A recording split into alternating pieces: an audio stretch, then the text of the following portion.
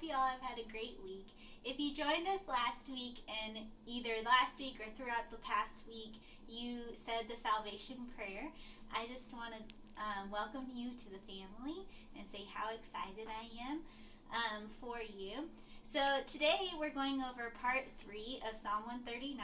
If you've missed the past 2 weeks, I encourage you to go back and listen to the first couple pieces.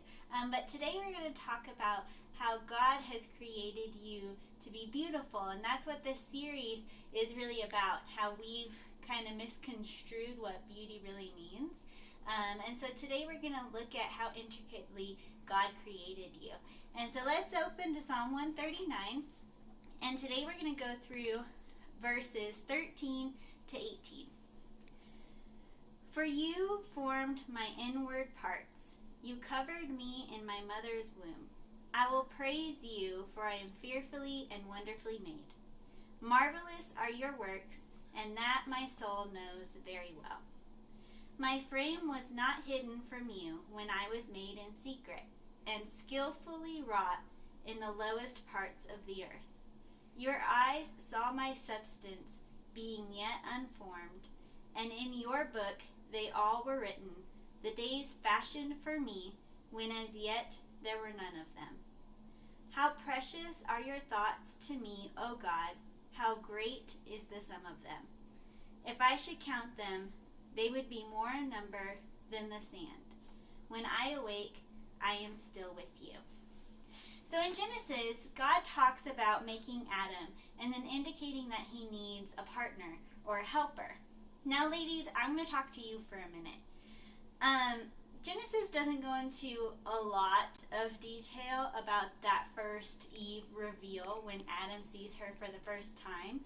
But in the text, the way that it's written kind of shifts from a narrative to poetry or song. So when Adam first sees Eve, his first response isn't, oh man, I wish she was blonde, or like, hey God, do you think that she could lose a few pounds? Like, his first response is to break out in song and to immediately identify her as his own. I kind of think and I kind of visualize when I read through this text that Adam tries to high-five God, but maybe it was more like sovereign and kinder than that, but not kinder, but just a little bit more sentimental. Either way, he thought that she was beautiful, and she was, and so are you. And I'm not saying that we should expect guys to break out in song when they first meet us, but you deserve that. And guys, you deserve that too. You deserve somebody that sees you as the one that God created for you.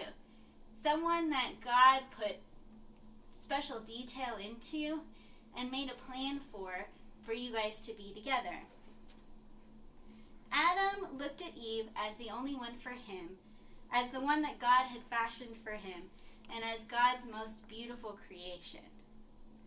Okay, so the beginning of this text talks about God molding and creating us in the womb. That's my co-host Sherlock. He's growling.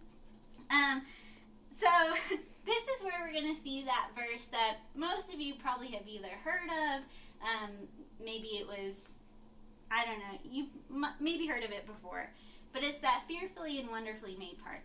I think the wonderfully part we can all pretty much understand whether we accept it as truth or not, but it's in the Bible, so it's true. But what does it mean when he says fearfully made? I think this gets confused just like the fear of the Lord or God-fearing, which I think is Satan's tactic so that when we read that, our first response is being afraid or scared, because that's what we think of when we think of fear. But that's not what it's saying here. When the Bible refers to fear of the Lord, it's acknowledging his awesomeness or having complete reverence for who he is. Similarly, fearfully here in this text means we were made in a manner to impress admiration and astonishment. The Message version says this simply: body and soul, I am marvelously made. The Christian Standard Bible translates it this way. I have been remarkably and wondrously made. Interestingly, the Young's literal version says, because that with wonders I have been distinguished. So I think this points back to the creation story. Through the first 6 days of creation, God talks about creating light and dark, the firmament, separating those things. And then he makes the creatures of the earth, the birds of the air, the creeping, crawling things on the ground, and all of the different animals. And then it's very different. It's a shift when he creates man. He sets us apart, and he says, let's make him in our image. And so I think this is what it's referring to here, this distinction that man was made, because we were made in the image of God. And then when Adam sees Eve, remember, he had been given the task to name animals. Some people think that this took years to do. So he's been looking at animal after animal, coming up with all these different names, coming up with, maybe the name, because usually in Hebrew your name reflected something of what you did. And so he's seen all of the different creatures and things that God has created. And when he sees woman, it's different. It's astonishing to him. She's beautiful and she's a new creation. When you really think about the complexities of our bodies and minds, we even need different doctors to specialize in the different parts of us because we're made so intricately and so different. And I think it's important that we recognize this is true for ourselves and those around us, even the ones that might get under our skin or that we don't like all the time. But God made them for a purpose, and he made them distinctly and intricately, and he loves them just as much as he loves you and I. There's a post going around on social media right now that says something like, I don't understand how someone can look around at nature and think that what God has created is so beautiful, but look in the mirror and deny the same fact. I remember when I was growing up, I said something about disliking the way that I looked. And my dad said that he took offense to that because I came from him. I'm half of him. I carry his image. The same is true of our Creator. When we put ourselves down, we are discounting what God has created. And we're basically telling him that he didn't do a sufficient job. Don't forget, in the beginning, God indicates that we were created in his image. We reflect him, and that is pure beauty. Moving on in the passage, I love that the New King James Version translates the word fashion in verse 16.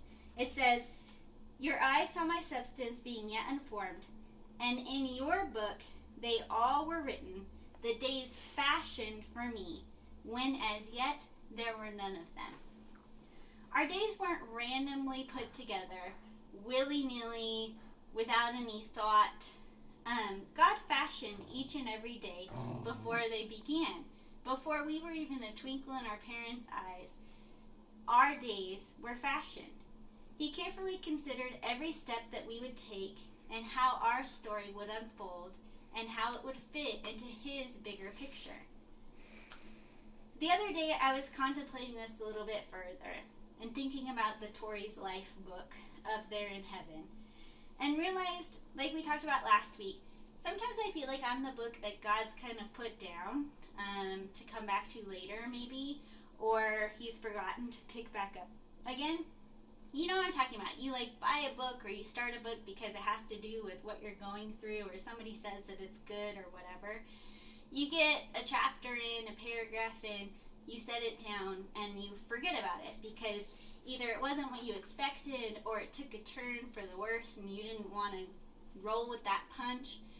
And it just wasn't what you wanted it to be. And you set it down and either you don't want to make time for it again or you've forgotten about it completely. Sometimes I feel like I'm that book to God. And I wonder if you feel that way sometimes too. Maybe we did something that made him set us down. And maybe we feel like we're not good enough for him to pick back up again or keep reading. Or maybe some of us feel like we're one of those books where you can kind of like create your own ending depending on the decisions you make and things like that. Personally, I think that's a little bit lazy on the author's side. Like, you had one job, like write the book, finish the book, but whatever. So you can go through this book, you can make decisions, and based on your personality or however you're feeling that day, it gets to a different ending. That's not how our life is. And I'm not saying that God forces us in any direction. It's not predestined per se. But God knows us so well because He created us. He knows the decisions we're going to make. He knows what we're going to come up against. And He's never surprised by what we decide to do. And that we should find comfort in that because we can't mess up the plan. We don't have that kind of power. We can make it a little more difficult than it was intended, but we can't mess up His plan. He wrote it out thousands of years ago. He fashioned it. Not only that, but He's there in the story with us. He's in the storm with you. He's on that mountaintop with you. Or He's in that seemingly forever long coma of life that you're in. And He wants to be there. As we talked about in part 1, He never leaves us. And there's no way that we can get away from Him because He loves to be around us.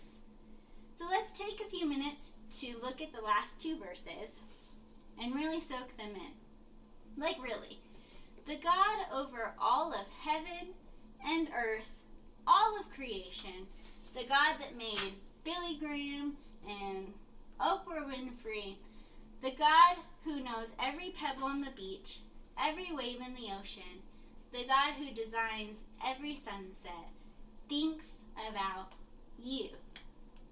Not just as an afterthought, not every once in a blue moon, which He also governs those too, but often. It says, how great is the sum of them. Then we can continue to verse 18 where it quantifies that, saying that if I should count them, that is, the thoughts that He has of you, they would be more in number than the sand. Have you ever stood on a beach? Have you ever stood on a beach and tried to count the grains of sand? If so, well, maybe you need a hobby. But either way, there's countless amounts of grains of sand. That's how many thoughts He has for you daily. This section ends by saying, when I awake, I am still with you. Every morning when you wake up, God's still there. He doesn't change His mind overnight. Actually, He was up all night thinking about you and the day ahead, and He's already planned it out. So I challenge you this week as you wake up, before your feet hit the floor, remember that God's there with you. He's gone ahead. He's still beside you, and He'll go behind you, just like we talked about with the hedge of protection. He is always there. He loves you dearly, and He wants you to walk boldly into His will for today. I encourage you to do that, and I hope to see you next week.